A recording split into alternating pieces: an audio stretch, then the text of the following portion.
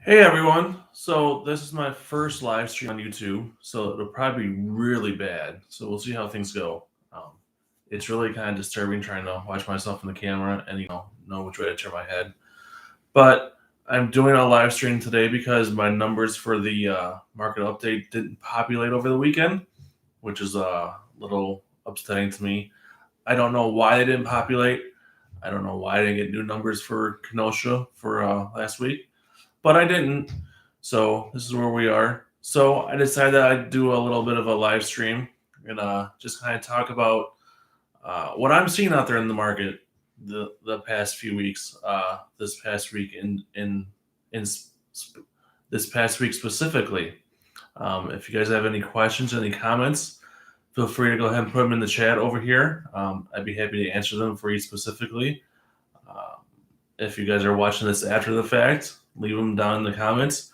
I will read the comments after the fact and answer anything specifically for you guys. Happy to do that. I hope that you guys enjoy the content that I put here on the page. I do it for you guys. I hope that it brings you value. I hope that it informs you about the market. Hopefully, it helps you decide whether or not you're going to buy or sell, or keep renting, or just keep seeing wherever you're at, or whatever it does. What do you guys think about my new background here? My first videos that I was shooting, was at the office with that tree, that fake tree in the background. And then I just kind of decided, I was like, you know what? I have this kind of interesting background here at home. The pancake man here, the wipe out of a garage sale. He's very interesting there with the melting butter there and the pancake and the fork. And then my Lego stuff over here on the other floating, what are they called? Floating shelves over there. I put some Legos over there. Abby built a couple of those too. My latest one there, the Infinity Gauntlet, the Infinity Hand. Pretty proud of that one. The Ghostbusters car, that's actually from Temu. So it's not an official Lego set, but it looks just like the official Lego set. Nothing wrong with it. Went together perfectly fine. It was fun to build. A lot cheaper than the actual Lego set. So, I'm happy with it. I can't complain. I love it just the same. Then a little further over there, we have the what's he called? Gollum, I think, from not Lord of the Rings, from Harry Potter, and then a couple other little guys from that Abby built, just little Lego sets, stuff like that. Um, yeah. So we'll get into what I've been seeing over this past week in the market. We're still in a very strong seller's market. We are still seeing multiple offers on houses. Houses are still getting over asking price generally. They are, um, if they're listed at the proper price, if they're listed at what a realtor tells those sellers to list the house at, they are getting multiple offers usually, and they are selling at asking price or over asking price, which is what sellers want.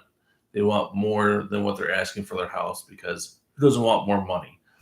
So if you're listing it at a proper price, then generally sellers are getting more than what they ask for in their house, which is awesome. But like I've been saying in my market update videos, we are seeing signs of that cool a little bit. The general price of houses, listing prices are coming down. We just aren't seeing house prices go up as fast as we have in the past couple of years, which is okay. Personally, I don't like this red hot sellers market we've been in for the last couple of years. I think it's kind of bad for everybody. I think the prices have gone up way too fast and way too high. Buyers just can't afford houses anymore. A lot of the buyers that I talk to, they're like, Chad, I just can't afford a house anymore. Back in 2019, early 2020, before all this craziness started, I could afford a $180,000 house that was considered move-in ready back then. Now a move-in ready house, a starter house, is $220,000, $250,000, $250,000. Like, I can't afford that house. That's what a starter house is considered now. At least $250,000, $300,000. Wages have not kept up with the pace of inflation, so people cannot afford the cost of houses right now. Their wages have not kept up with the price of houses yet. Uh, Their wages will catch up eventually. They just haven't caught up yet.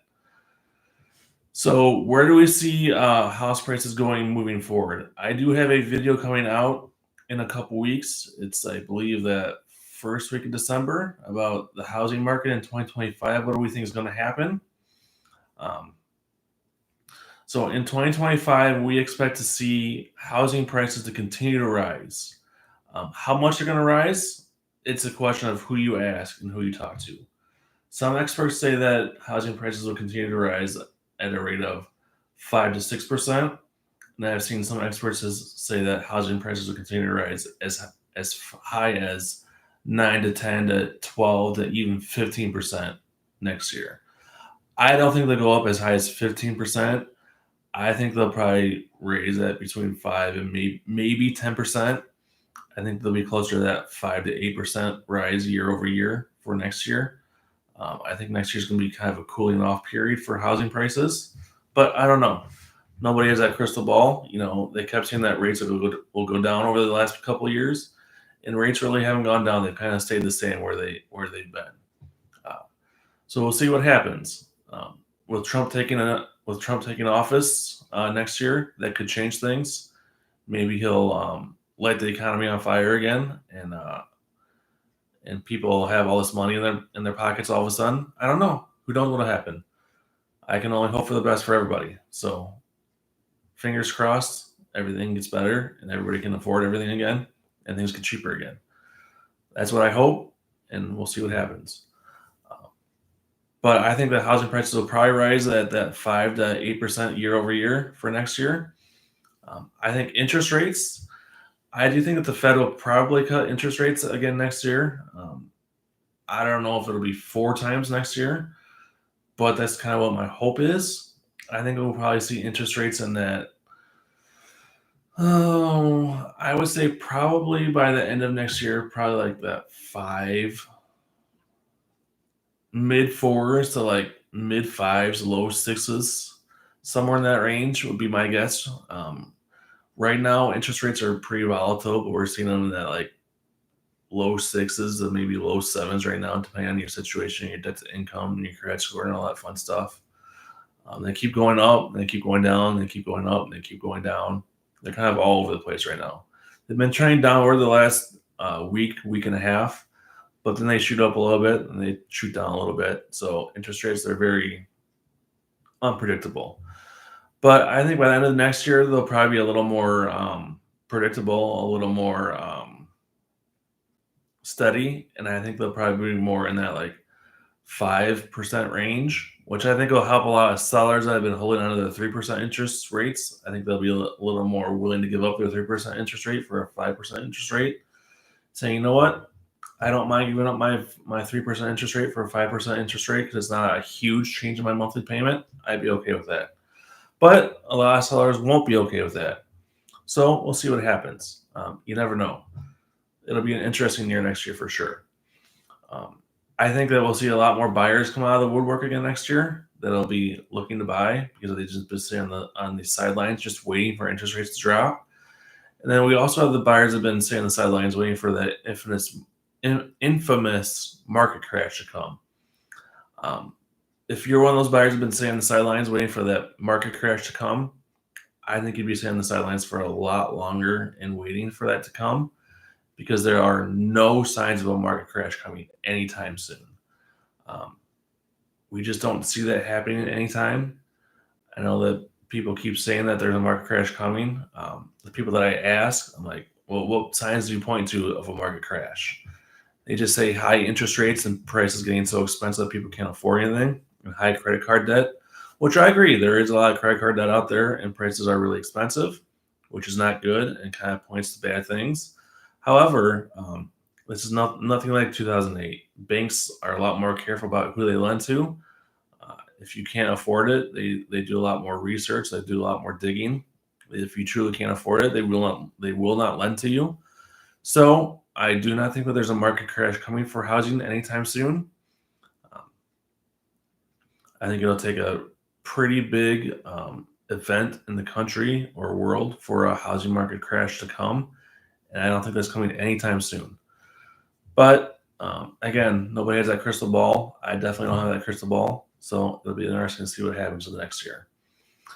But yeah, right now in Kenosha, we're definitely in a seller's market. If you're jumping in the market right now, be prepared to pay at least asking price for most houses. If the house has been on the market for a while, at least 30 days or more, you can probably get away with paying a little under asking price. What I always tell all my buyers is, offer what you think the house is worth. If you think the house is worth under asking price, then offer asking price. At least you're starting that conversation with the seller. The worst thing that the seller can do is say no. Then you can always turn around and make another offer at a little bit higher of an asking price. At least you're starting that conversation. At least you're getting the ball rolling. You never know until you ask. You never know until you put that offer in and see what the seller says. So, if you really like the house and you want to have a chance at getting it, just put that offer in. If you know that there's multiple offers on the table, that there's 2, 3, 4, 5 other people making offers on the house, then you may want to revise your offer. You probably don't want to go in under asking price. You might want to sweeten your offer up a little bit. I never recommend this, but maybe you want to waive your inspection. Maybe you want to shorten the inspection period. Maybe you don't want to ask for any repairs over a certain amount, so like over $5,000. So if the roof needs to be repaired, or the HVAC system needs to be repaired, something like that, you're not going to ask for that kind of stuff. The seller won't have to worry about that kind of stuff. Or under $5,000. I'm sorry, I misspoke. So if it's little stuff like outlets, reverse polarity outlets, or loose railing or stuff like that, the seller won't have to repair anything like that. But if it's a leaky roof or the HVAC system is going bad, you obviously don't want to repair that yourself as a buyer. Then the seller may have to fix big ticket items, or at least offer you some kind of credit to fix that yourself once you buy the house. So yeah, those are some things that you can do to help sweeten the deal a little bit if you are a buyer in a multiple offer situation. If you guys have any questions about this kind of stuff, anything like that, I'd be happy to answer them for you. All my contact information is down below here in the about section. My number is 262-331-1621. Happy to help you anytime you need. My first live, I think it went pretty well. I've had a couple viewers pop on here every now and then. I know that everybody's probably at work right now. I'll try and do a live, more in the morning or more in the evening when people can actually jump on and actually watch a little more fully. Hope you guys have a fantastic rest of your week, fantastic rest of your day. Happy Thanksgiving. Hope you guys all have a fantastic turkey day. Enjoy your family. Do something extra special. Have a great week. I'll talk to you all soon. And yeah, that's all I have for you today.